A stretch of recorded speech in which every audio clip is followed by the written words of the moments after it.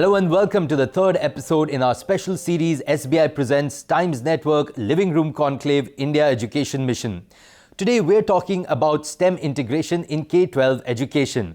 Now, as we all know that education for students in science, technology, engineering and mathematics or STEM has received increasing attention over the past few decades, calling for the need of both greater emphasis on these fields and for improvements in the quality of curricula and instruction in Indian K12 education. Now, to understand the STEM maturity within the teaching pedagogy at Indian schools and the opportunities for adoption of STEM in Indian academia, I am joined by a highly distinguished panel of subject matter experts who will share their ideas on the same. Allow me to introduce my guests. We have Dr. Ramannan Ramanathan, the first mission director of the Atal Innovation Mission at Niti Aayog. Mr. Pankaj Bansal, the co-founder and group CEO, People Strong. And Mr. Aki Kamdar, CEO at Magic EdTech. Gentlemen, thank you so much for joining me on the show. Dr. Ramannan, I'll start with you. If you could please take us through STEM curriculum, what positive aspects can it have for students under regular education curriculum for higher studies? And also, can this STEM training enable students at a very early stage, say class 11th or 12th, to apply their learning better for the dream jobs that they pursue in the future? Thank you, Sumit. I think it's a very important question, a question that is being addressed by and trying to be understood by many teachers across the country, as well as parents and, of course, the students themselves. We are in the 21st century, a century of change.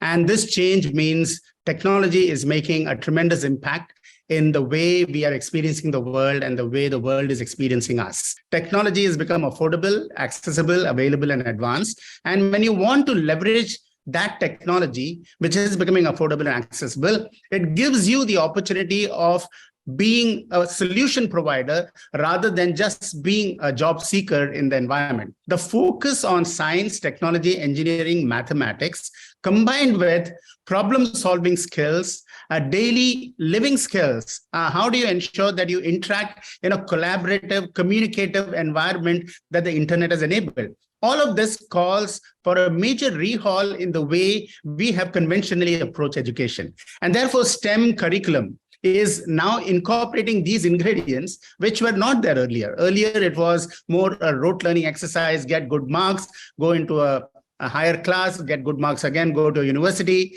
and get good marks and try to get a position abroad in a university abroad or in a company. And that stood us well so far. But going forward, with a country of 1.3 billion people and more than 65% of our population under 35 years old, it becomes very important that the young students in our schools, more than 1.4 million schools, more than 600,000 secondary schools, they are all preparing the students for the future. And a future that is enabling agility in terms of your knowledge of how to operate in such a changing environment, as well as the ability to solve problems. And that's where STEM education becomes very, very important. That's a very important point there, Dr. Ramanan. And just a further question to you, that choosing subjects for board examination post class 10th still remains to be a very critical situation for any Indian student. Primarily it's dominated by the peers for aiming for scoring subjects in any exam, which often leads to students choosing specific subjects for study in class 11th and 12th, all the while being unsure if pursuing such subjects is bound to offer them a profitable and satisfactory job opportunity. Now, given this, how does STEM education train students in a manner that they are better aware and more alert about their strengths and weaknesses in each subject, making them future ready for pursuing a career, be it in India or abroad? Yeah, great question, Sumit. You see, we have conventionally been, as you are aware, and as I mentioned earlier, we are conventionally been focusing on how do you get good marks and get into a good university. And becoming future ready is having 21st century skills that are applicable in this environment. And they include not only just technology and engineering and science and mathematics skills, but also management skills, collaboration skills, communication skills, problem-solving, design thinking skills, these are becoming very important and very relevant. For example, we have tinkering labs now in schools across the country. And these tinkering labs and innovation labs are becoming a standard now in many, many schools, advanced schools. They are themselves investing in tinkering labs. Now, why is this investment in tinkering labs such an important part of the STEM evolution? Because you are now giving a practical exposure of how you are able to use whatever you have learned, whether it be in maths or in physics. Technology enables you to apply these principles and actually see solutions in front of you. So you now become even better in understanding the scope and the breadth and the depth of what you're theoretically trying to learn through these practical illustrations that you're able to dabble in, tinker in, play with, and so on. Mr. Kamdar, as we discussed before, a big concern for any student in choosing subjects for board examination happens to be only those subjects in which they can get higher marks, or, subjects that will lead them towards career opportunities that offer them higher salaries. In this regard, how does STEM education help students to become higher salaried professionals? It's a question of supply and demand as the job markets evolve in future. We all know that increasingly our world is becoming digital. Everything is turning into being digital. And so essential skills are technology, programming, and to that extent, there's a huge gap in supply and demand, not just today, but in the coming decades. Not just in India, but all over the world. STEM education often teaches a student the scientific process of thinking. It helps you build the candidate with skills in the creative and analytical thinking, both. STEM education focuses on hypothesis testing, focuses on learning theorems, and that scientific process thinking is very helpful. So no matter what kind of jobs evolve in the next 20, 30, 40, 50 years, if I'm training myself as a STEM student to think scientifically, I'll be ready to deal with any changes that are coming out in the future. And I think this is very fundamental for me as a student to choose STEM and prepare myself for a future which is very, very uncertain. A very valid point, very important point there, Mr. Kamdar. Mr. Bansal, I just want to come to you with the same question. Just your thoughts on how STEM education can help students become higher salaried professionals on the way ahead. So interesting point is that we all believe that STEM is the answer to every problem. To a large extent, it's true for India job market when it comes to higher salaries. But I think STEM is helping our students, our new generation, to become more experiential in their learning. STEM forces you to think being practical. So that's the first biggest fundamental difference of these two styles of learning. India as a country has moved up from the IT services to so-called a productized and a SaaS world. We change we didn't witness. So we automatically witnessed the salary changes. So that's the second thing. The price points are very different. So that is how the markets will say, and I agree with Mr. Kamdar that this is how market will move, but at the same time, we all need to move and change our learning style. So I'm a big fan, and it's not only happening in STEM, in every part of Indian job, the salaries are likely to go up and they are going up. If you look at farming, people are looking at how the farmer's income can go up. It is happening. There are so many business models coming around technology like MooFarm, a company which is supplying cattle. The point I'm trying to say, every sector, there are startups who are helping the industry to find its new position. And I'm very hopeful about it. Fantastic. Yes, it's a very valid point there, Mr. Bansal, because this is the kind of change that we are seeing. And yes, we're hopeful for brighter futures. But Mr. Bansal, next question to you and also to Mr. Ramanan. But, an important part of turning amateurs into professionals is the right communication skills for higher occupational growth.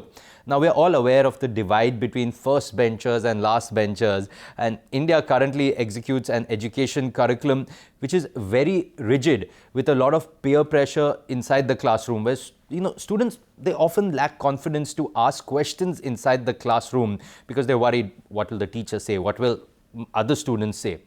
How is STEM education different in making students ask the questions that are more exploratory and innovative in nature, ones that go beyond just seeking bookish explanations? So I think the new world has arrived. We would like to believe that we are running in a rigid system. Yes, there are some rigid systems that still exist in India, but Indian education has changed. I can give you practical examples. For instance, an educational initiative called Sunstone If you look at their whole focus has moved from a degree to that class that student is going through. So imagine if Pankaj as a student goes through 100 classes a year, their all focus is on that class. Now, what happens in that class? 30 minutes out of the 90-minute class, it's an experiential session. It can be a role play. It can be a case study. So no education system in India is stopping us to do that. It's just that we are finding a garb to hide behind our own efficiency. So educational institutes are stepping up. I gave you one name. I can give you many more names like that who are already implementing, are at the forefront of that change. Last point I'll make here is, if you look at a whole semester, why can't we give a capstone project for a semester? Again, a case in point at Sunstone or Masters Union. In Masters Union, there is no book. So the point I'm trying to say is, you take that 6 months, if you have studied 4 subjects, you will take those 4 subjects and present a paper. It's almost like a 5th subject, right? But you have learned the 4. The college has forced you to learn the 4 things. So there are umpteen examples that I can go on, but I'll stop here. I hope I made my point clear. No, you've definitely made your point, Mr. Bansal. I'll just go on to Mr. Ramanan for his take on the same question, sir. Your thoughts, please. Yeah, Smith, that is something that needs better incorporation in our schools, in our teachers, in the management of the school and so on, because this is such a very fundamental, important aspect of genuine STEM education. In fact, one of the big findings for us in Atal Tinkering Labs, as we have set up 10,000 tinkering labs in schools across the country, what we found was some of the best innovations, technology-driven innovations, came from the backbenchers and not by the academically higher scoring mark students. But if you can go a little deeper and then see what is the other talent that the child has or the student has, and you're able to uncover that, then you're able to give exposure to that and be able to blossom that. That is what true STEM education should be all about. And therefore, this differentiation between backbenchers and frontbenchers and all will automatically get leveled out, and you will realize every student is inherently talented. No question is a bad question. The only bad question is a question that you're not asking. And if the teachers, who sometimes may not have an answer to the question, are humble enough and have the humility to accept that and say, we'll come back to you with an answer, that would create the greatest impact in terms of the student-teacher and even the student-parent relationship. Well, on that note, it's time for a very short break. Don't go anywhere. We'll be right back.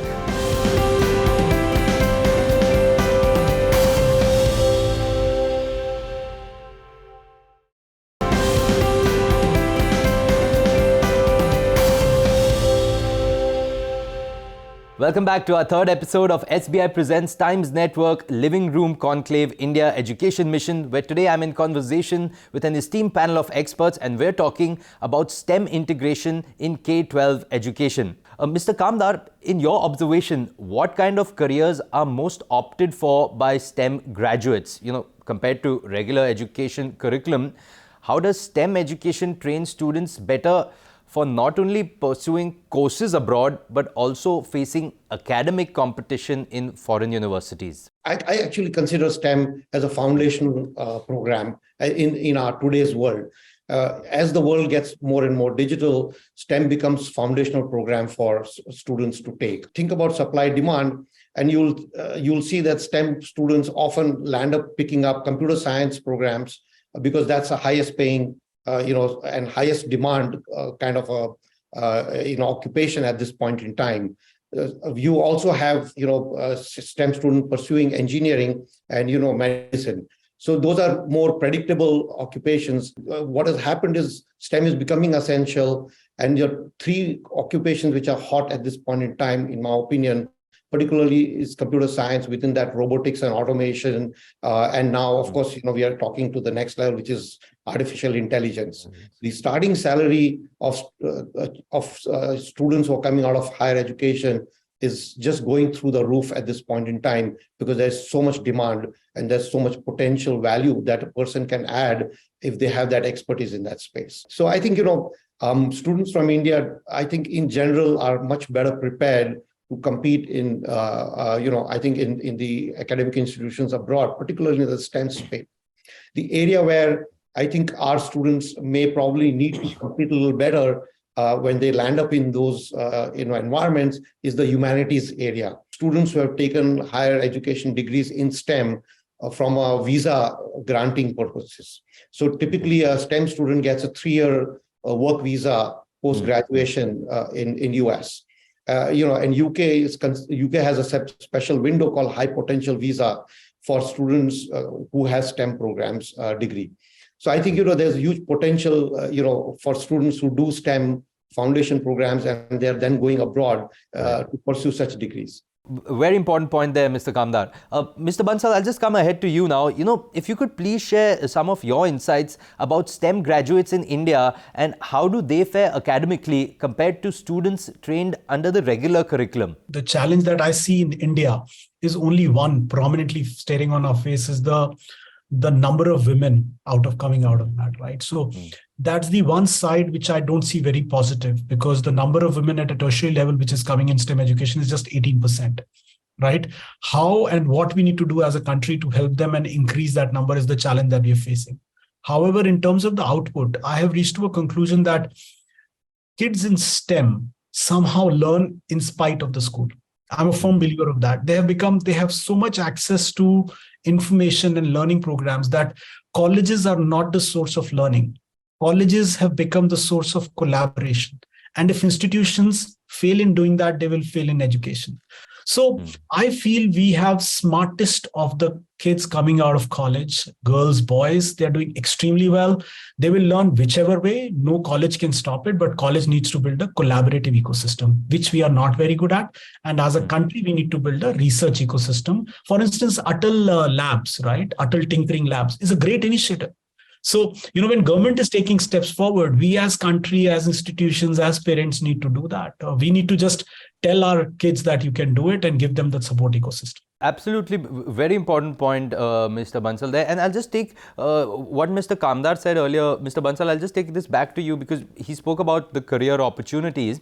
But, Mr. Bansal, how do you think that such training, the STEM education, help students better navigate careers with its unseen challenges? Because like what you said, with ChatGPT, it's changing the way ahead.